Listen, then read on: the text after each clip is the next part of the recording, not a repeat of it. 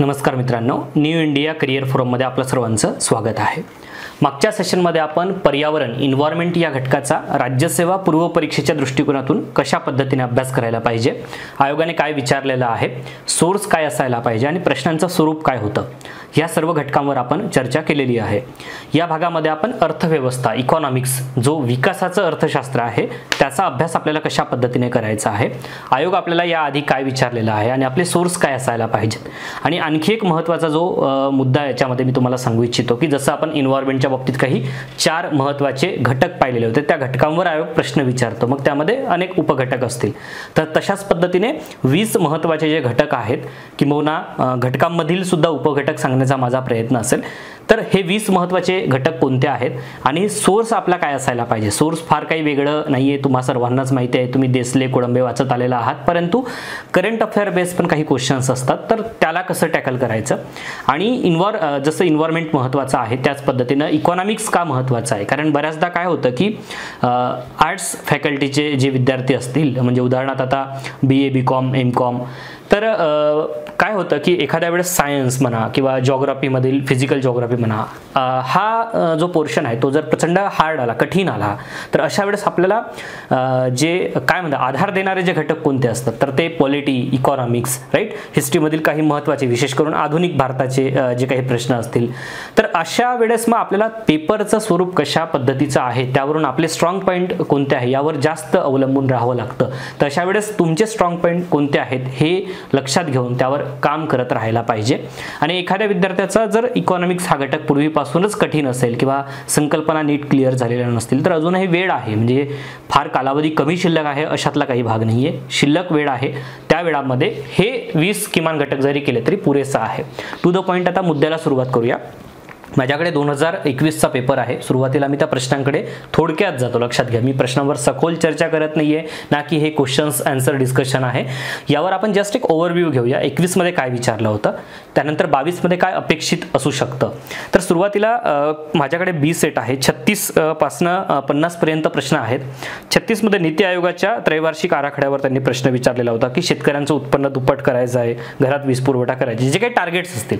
मग आता हा प्रश्न असेल, नीती आयोगाचे वेगवेगळे अहवाल येत राहतात, अधूनमधून नीती आयोगाच्या वेबसाईटला भेट द्यायलाच पाहिजे। ॲज ए ॲडमिनिस्ट्रेटर म्हणून जसं आपण आयोगाच्या, शासनाला, गव्हर्नमेंटला फॉलो करतो, तशाच पद्धतीनं या गोष्टी करायला पाहिजेत। मग ह्या गोष्टी डायरेक्ट नीती आयोगाच्या वेबसाईटवर गेल्यानंतरच कळतात का, तर असंही नाही, विविध योजना मासिक असतील, कुरुक्षेत्र असेल, विविध चालू घडामोडीचे मासिक असतील, या माध्यमातून सुद्धा आपण या गोष्टी ऐकतच आलेल्या असतो, लक्षात घ्या। आता पुढे जाणार आहे मी योजनांकडे, परंतु निव्वळ राष्ट्रीय उत्पादन म्हणजे एक बेसिक प्रश्न विचारतात। कधी कधी आयोग सुद्धा काय करतं की बेसिक प्रश्न विचारताना त्याला कठीण करण्याच्या नादात ते स्वतःच चुकून जातात, त्याच्यामुळे अशाही काही गोष्टी घडलेल्या आहेत, परंतु त्या गोष्टींकडे इग्नोर करून आपण यावर्षी निव्वळ राष्ट्रीय उत्पन्नाचा प्रश्नाने रद्द केला होता। म्हणून लोकसंख्येच्या बाबतीत त्यांनी प्रश्न विचारलेला आहे, लोकसंख्येच्या बाबतीत काय खरे आहे, दरवर्षी लोकसंख्या घटकावर प्रश्न असतोच। पेन्शन संबंधी आता श्रमयोगी मानधनी योजना, आता अशा काही योजनांवर ते प्रश्न विचारत असताना बघा, डेव्हलपमेंट टू हा आपण पुस्तक वाचतो देसले सरांचं, हे पुस्तक वाचत असताना सुद्धा काही योजनांना आपण गुगलचा वापर करायला पाहिजे, जसं शासकीय वेबसाईटला भेट द्यायला पाहिजे, म्हणजे त्याचे लाभार्थी नक्की कोण, त्यातला रेशो काय आहे, अशा काही बेसिक गोष्टी ज्या आपण देसले पूर्ण करू शकत नाही, देसलेंचं पुस्तक, त्या गोष्टीला आपण याची इंटरनेटची जोड देऊन त्या पूर्णत्वास नेणं फार आवश्यक ठरतं सेल्फ स्टडी करत असताना। आणि त्यानंतर नेक्स्ट प्रश्न मी पुन्हा जातो याच्याकडे, मानवी भांडवल निर्देशांक। आता जसं मी आपल्या यूट्यूब चॅनलवर सुद्धा विविध निर्देशांकाचं एक विशिष्ट लेक्चरच अपलोड करून ठेवलंय, आपल्या बॅचमध्ये सुद्धा सर्व निर्देशांक, मग त्याच्यामध्ये HDR रिपोर्टमधील सर्व निर्देशांक, त्यानंतर जेंडर डेव्हलपमेंट असेल आणि इतर स्त्री विकासाच्या संदर्भातले किंवा जेंडर इश्यू संदर्भातले जे काही निर्देशांक असतील, त्या सर्व निर्देशांकाचा आढावा जो आहे तो आपण एका विशिष्ट सेशनमध्ये घेतलाय।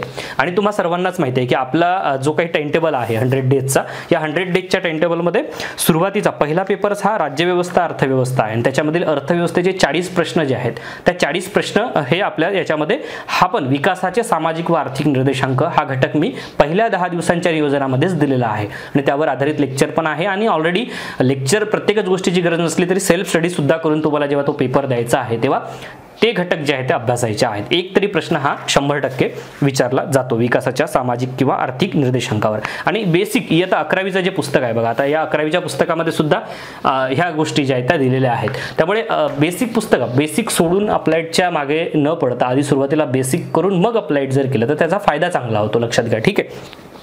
श्रमयोगी मानधन योजनेच्या लाभार्थ्याच्या संदर्भातला जो वाद होता, शेवटी कसं आहे की काही गोष्टीला गव्हर्नमेंटचे सोर्स जर टॅप करता आले तर बेस्ट आहे. त्याच्यामुळे प्रश्न बघा, प्रश्न अख्खा महाराष्ट्र सोडवणार आहे जे लोक पेपर देणार आहेत, परंतु त्यातली अचूकता ही सर्वांची नसणार आहे. अचूकता त्याचीच असणार आहे जी व्यक्ती वारंवार त्याची रिव्हिजन करते, जी व्यक्ती सोर्सला आणखी काही ॲडिशनल सोर्सची जोड देते, लक्षात घ्या, आणि आयोगाचा ट्रेंड समजून घेते. आयोगाने प्रश्न विचारत असताना थोडासा ट्रिकी केला आहे, त्यामुळे अशा गोष्टीला आपल्याला टॅप करता आलं पाहिजे आणि पुढे जाता आलं पाहिजे. आणि हेच आपण येत्या 100 डेजच्या प्लॅनवर आधारित जी काही टेस्ट सिरीज आहे या टेस्ट सिरीजमध्ये करण्याचा प्रयत्न करणार आहोत. त्यानंतर नेक्स्ट प्रश्न मी तुम्हाला सांगतोय की 11व्या पंचवार्षिक 11वी आणि 12वी पंचवार्षिक योजना ही राज्यसेवा पूर्व परीक्षेसाठी ग्रीन टॉपिक आहे, एव्हरग्रीन टॉपिक आहे, तो नेहमीच असतो, लक्षात घ्या. ठीक आहे. नागरी आता नगर नियोजन, शहराचे प्रॉब्लेम्स आणि शहराचा विकास त्यासाठीच्या शासनाचे प्रयत्न, हे घटक सुद्धा राज्यसेवा पूर्व परीक्षेसाठी महत्त्वाचे आहेत. राष्ट्रीय सोलर मिशनवर प्रश्न आहे, जसं मी आता याच्यामध्ये तुम्हाला सांगितलं की सुरुवातीलाच सांगितलं की जे टार्गेट्स आहेत ते पाठच करायला पाहिजे, म्हणजे पायाभूत सुविधा. मग काय रिन्युएबल एनर्जी कितीपर्यंत आपल्याला किती मेगावॅट गिगावॅट करायची आहे हे पाठच करायला पाहिजे, लक्षात घ्या. इथे प्रश्न आहे 21-22 पर्यंत 1 लाख मेगावॅट वीज निर्मिती करणे हे त्याचे उद्दिष्ट आहे. ठीक आहे. आता अशा स्वरूपाचे जे प्रश्न आहेत त्यानंतर मग पुरा सहस्त्र विकास उद्दिष्ट, मग MDG SDG असेल ते व्यवस्थित करायलाच पाहिजेत. त्यानंतर मग लोकसंख्या धोरणावर प्रश्न आहे, पर्यावरणाची शाश्वत उद्दिष्टे, पर्यावरण म्हणजे पुन्हा विकासाचा जो पैलू आहे तो आपल्याला याच्यामध्ये अभ्यासायचा आहे. रेरावर प्रश्न विचारलेला आहे. ठीक आहे. म्हणजे शहर विकास या गोष्टी करताना ते आपल्याला हृदयवरचा प्रश्न हा येणेच आहे, लक्षात घ्या. ठीक आहे.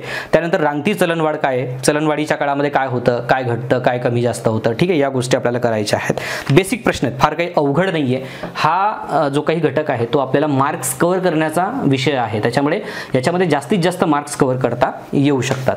मी आता पुढे काही महत्त्वाच्या 20 घटकांकडे जातो जे घटक तुम्हाला करायचे आहेत. त्यानंतर आपण सोर्सकडे जाऊया. बघा घटक काय आहेत. पहिला जो घटक आहे तो गरिबी दारिद्र्य या संदर्भातला, त्यातील समित्या सर्व म्हणजे स्पेशली नीती आयोगाने नेमलेल्या सगळ्या समित्या तुम्हाला नीट करायच्या आहेत. आकडेवारी आहे, उपाय आहे. जवळपास 1.25 तासाचं लेक्चर मी याच्यावर घेतलेलंच आहे. बेरोजगारीमध्ये काय विचारलं जाऊ शकतं, मग लेबर फोर्स काय आहे, पार्टिसिपेशन रेट काय आहे, मग वर्क फोर्स पार्टिसिपेशन रेट म्हणजे काय, याच्यामध्ये काय नक्की फरक आहे, लेबर फोर्समध्ये कोण येत नाहीत, लक्षात घ्या, काय येत नाहीत, या बेसिक कन्सेप्ट तुम्हाला माहितीच पाहिजेत. लोकसंख्या सिद्धांत असेल, स्टेट बोर्डच्या व्यतिरिक्त फार काही करायची गरज नाही. आणि हे प्रश्न कसे आहेत की इलिमिनेशन मेथडच्या माध्यमातून सुद्धा सोडवता येतात. यावर्षीचा प्रश्न सुद्धा तसाच होता. शाश्वत विकास SDG MDG तुम्हाला नीट करायचे आहेत. महत्त्वाचे निर्देशांक जे मी आधी बोललेलो आहे, चलनवाढ, त्याचे अर्थ, प्रकार, उपाय इत्यादी बाबी. चलनवाढीचे प्रकार पण महत्त्वाचे आहेत, त्याचा अर्थ की काय आहे, चलन घट काय आहे, रांगती चलनवाढीवर प्रश्न होता 21 मध्ये. RBIचा मौद्रिक धोरण हे महत्त्वाचं आहे. मग आता ते बघा, नवीन विद्यार्थ्यांना सांगू इच्छितो की RBIनं मौद्रिक धोरणाची आता जे काही पॉलिसी असेल मग त्याचे रेट पाठ करत बसण्याची गरज नाही आहे, लक्षात घ्या. कन्सेप्ट बेस्ड तो तुमचा अभ्यास जो आहे तो इथे अपेक्षित आहे की चलनवाढ केव्हा केली जाते, आत्ताच RBIची पॉलिसी चेंज झालेली होती त्या संदर्भातले, म्हणजे का केली जाते, सध्या महागाईचे चटके सर्वांना सहन करावे लागत आहेत. मग ह्या सगळ्या बाबी ज्या आहेत त्या आपल्याला अपेक्षित आहेत 2022 मध्ये, नक्की त्याचे प्रतिबिंब तुम्हाला दिसणार आहेत. एक तरी उतारा जो आहे तो इकॉनॉमीशी रिलेटेड असतो, त्यामुळे GSचा अभ्यास कसा आहे याच्यावर सुद्धा तो इकॉनॉमीचा उतारा जो आहे तो महत्त्वाचा ठरू शकतो, कारण तुम्हाला त्याचा एक ट्रेंड म्हणा किंवा त्यातील जो सारांश आहे तो तुम्हाला लक्षात राहतो, लक्षात घ्या. ठीक आहे. आणि त्याच्यानंतर राष्ट्रीय उत्पन्न, आता बेसिक संकल्पना व्यवस्थित असायला पाहिजे. शहरीकरण आहे, जसं मी सांगत आलेलो आहे टॉपिक. जमीन सुधारणा एक महत्त्वाचा टॉपिक तुम्हाला याच्यामध्ये करायचा आहे. दिसलेंचं जे पार्ट 2 आहे त्याच्यामध्ये जमीन सुधारणा आहे, त्या व्यवस्थित करा. आपण टेस्टच्या माध्यमातून सुद्धा त्या व्यवस्थित कव्हर करणारच आहोत. LPG धोरण 1991ची परिस्थिती जी आहे ती काय होती, त्याचे कारण काय होते, त्यावर उपाय काय करण्यात आले वगैरे. पायाभूत सुविधा, आता LPG धोरण हा संयुक्त गट ब क पूर्व परीक्षेसारखं वाचायचं नाहीये, इथे राज्यसभेच्या पॅटर्ननुसार वाचायचं आहे.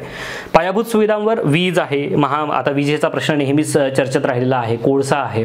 मग ते भूगोलाला अनुसरून इकॉनॉमीमध्ये प्रश्न विचारू शकतात का, तर 100% विचारू शकतात, लक्षात घ्या. ठीक आहे. त्यामुळे तो एक इकॉनॉमिक जॉग्राफी या अँगलने तुम्ही अभ्यास करायला पाहिजे.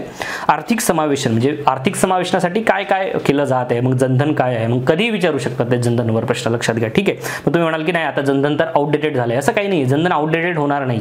इकॉनॉमिक म्हणजे जे फायनान्शियल इन्क्लुजन आहे ते तर सर्वसमावेशकता ते नेहमीच चालू चालू राहणार आहे आणि त्यासाठी शासनाचे प्रयत्न होत राहणार आहेत. पंचवार्षिक योजना 1-2 प्रश्न 100% असतात, ते करा आणि विशेष करून 11वी 12वी व्यवस्थित करा. अर्थसंकल्प, आर्थिक पाहणी. आता आर्थिक पाहणी महत्त्वाचं आहे, म्हणजे ते प्रश्न विचारू शकतात आर्थिक पाहणीवर, राईट. मग आपण नाही ठीक आहे, मग माझे हे 2021-22, 22-23चा अर्थसंकल्प आहे, दोन्ही एकत्रित व्यवस्थित करून ठेवा. 21-22 वर जे काही 6 पिलर्स आहेत त्यावर प्रश्न विचारला जाऊ शकतो की कोणते 6 पिलर्स आहेत. बाकी मग ते काय नवीन योजना आणलेल्या आहेत किंवा मग त्यासाठी म्हणजे कोणते टॅक्स जे आहेत त्या कोणत्या टॅक्समधून किती रेशो जो आहे तो आहे, रुपया घसरला रुपयाचं जे काही प्रमाण आहे, रुपया येतो रुपया जातो, तर कुठून जास्त येतो कुठून जास्त जातो वगैरे, हा एक ट्रेंड लक्षात घ्यायला पाहिजे. 21-22 आणि 22-23 दोन्ही अर्थसंकल्प करा. इकॉनॉमिक सर्वे मागचा केला तरी सफिशियंट आहे, ठीक आहे. इकॉनॉमिक सर्वेमध्ये लक्षात घ्या, आकडेवारी पाठ करण्याकडे फक्त इकॉनॉमिक सर्वेला बघू नका. लक्षात घ्या, इकॉनॉमिक सर्वेमध्ये काय वाचायचं की इकॉनॉमिक सर्वेमध्ये काय सांगण्यात आलेलं आहे, कुठल्या म्हणजे सेक्टरविषयी काय भाष्य करण्यात आलेलं आहे, हे जास्त महत्त्वाचं आहे ना की आकडेवारी महत्त्वाचं आहे. तुम्हाला जेव्हा कधी असा प्रश्न पडतो की आकडेवारी वाचू की काय वाचू, तेव्हा तुम्ही मागच्या प्रश्नांवर जर तुम्ही गेलात तर किती प्रश्न आकडेवारीवर विचारलेले आहेत असा जर तुम्ही प्रश्न स्वतःला विचारलात तर तुम्हाला त्याचं उत्तर सापडेल. आणि म्हणून मग काय करायचं, कुठल्या घटकावर आकडेवारी विचारली तो घटक मला नीट करायचा आहे आणि बाकी जे काय कन्सेप्ट बेस, इश्यू बेस आपल्याला अभ्यास तो करायचा आहे. सोर्स जसं मी सांगितलंय की बेसिक पुस्तकं तुम्ही नीट वाचा 11वी 12वी. काही आता योजना मासिक नेहमीच सांगत आलेलो आहे, जसं आता हे 21-22 तसंच 22-23च्या अर्थसंकल्पावर सुद्धा आलेला आहे. आत्मनिर्भर भारत, आता आत्मनिर्भर भारत महत्त्वाचा आहे, यावर बऱ्याचशा गोष्टी अशा त्यामध्ये त्यांनी दिलेल्या आहेत, तर त्यामुळे ते वाचायला पाहिजे. आता उदाहरणार्थ अर्थसंकल्प हे का वाचायला पाहिजे, तर अर्थसंकल्पाचा महिला वर्गावर काय परिणाम पडलेला आहे, बेसिक डायरेक्ट दिलेला आहे, लक्षात घ्या. आणि प्रश्न 100% अपेक्षित आहे, ठीक आहे. आझादी का अमृत महोत्सव यावर एक इश्यू आलेला आहे योजनाचं, हे पण नीट व्यवस्थित करून ठेवा. यामधले काही महत्त्वाचे आर्टिकल्स आहेत, त्याच्यामध्ये उदाहरणार्थ मी एक आर्टिकल तुम्हाला उदाहरणादाखल सांगतो. आता याच्यामध्ये बघा, इकॉनॉमिक ट्रान्सफॉर्मेशन हा मनोज पंत यांचा लेख जो आहे तो अतिशय महत्त्वाचा आहे, ठीक आहे. बाकी ही जी 2 पुस्तकं आहेत, देसलेंचं जे पुस्तक आहे तुम्ही कुठलेही वाचू शकता, कोळंबे पण करू शकता किंवा देसलेंचं पार्ट 2 जे, यातले काही महत्त्वाचे चॅप्टर्स करा. आता हे पुस्तक खूप मोठे आहेत, आता याच्यामध्ये जवळपास जर मी तुम्हाला सांगतो याच्यामध्ये 653 पानं याच्यामध्ये दिसतात. अख्खी 653 पानं वाचायची नाही आहेत, लक्षात घ्या. तेवढं शक्य नाही या पिरियडमध्ये. मग रिव्हिजन करायची आहे, ऑलरेडी तुम्ही ते वाचलेलं असणार आहे कधी ना कधी, त्याची रिव्हिजन करायची आहे. तर जे मी 20 घटक तुम्हाला सांगितलेत त्या 20 घटकांवर आधारित जर तुम्ही त्याची रिव्हिजन केलं तर ते बेस्ट होणार आहे. आपल्या 100 डेज प्लॅनमध्ये जे काही टेस्ट पेपर आपण याच्यामध्ये घेणार आहोत, तर आपले जवळपास दोनदा आपले इकॉनॉमिक्सचे सेक्शनल पेपर होतील आणि त्याच्यानंतर 4दा आपण संपूर्ण अभ्यासक्रमावर पेपर घेणार आहोत. त्याच्यामध्ये हे सर्व प्रश्न असतील, जवळपास ते 100 ते 110 प्रश्न आपल्याकडून ते डिस्कस होत राहतील, लक्षात घ्या, ठीक आहे.